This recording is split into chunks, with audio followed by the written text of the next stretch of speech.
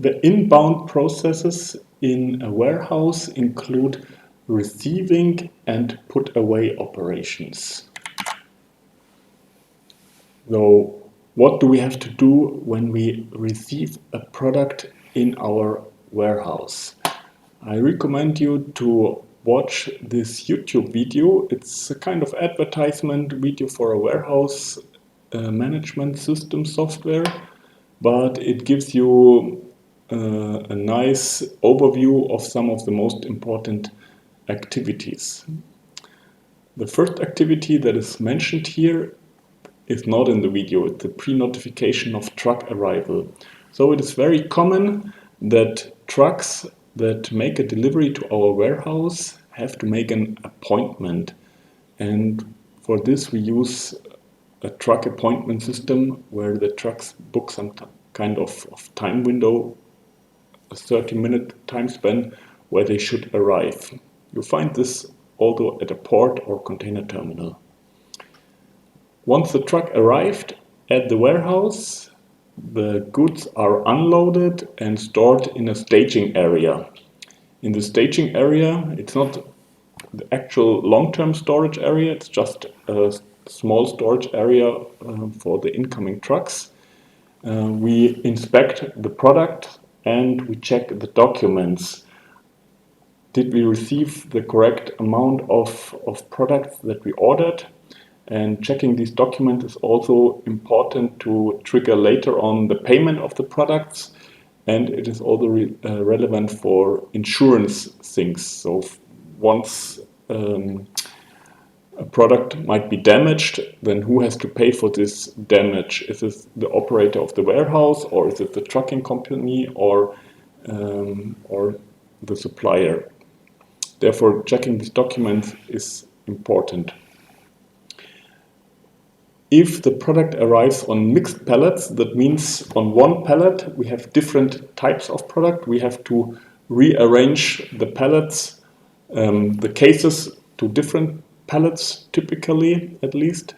This is also shown in this short video on YouTube. So have a look at it and try to identify these activities that happen in the video. The put away activities. Once our product arrives at the warehouse and is in the staging area and it is ready to be stored, first of all we have to decide where to store the product. And this depends on what is the turnover rate of this product, and we need to have some idea about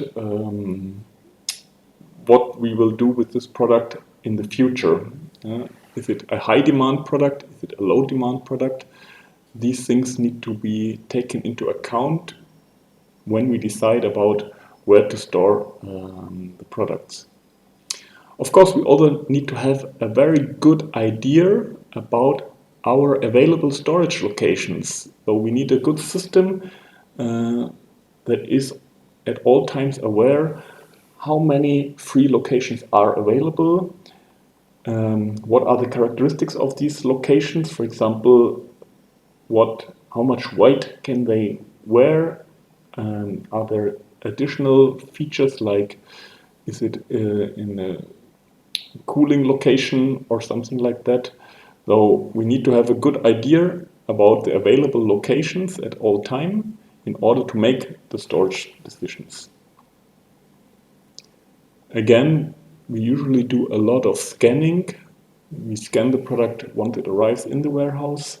We scan the product once we put it in storage in order to know where is the product stored. This also helps us to know if a location is available for storing products or not, though this has to be done.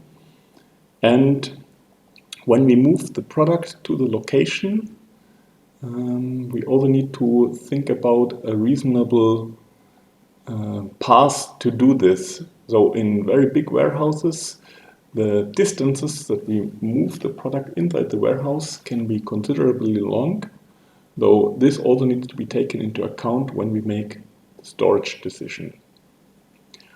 On an average warehouse, the costs for putting away the products is around 50% of the total warehouse expenses. Here's another video that gives you some alternatives to what is out there as an alternative to pallets. And this also can be used, just that you get an overview of different equipments that exist in the warehouse.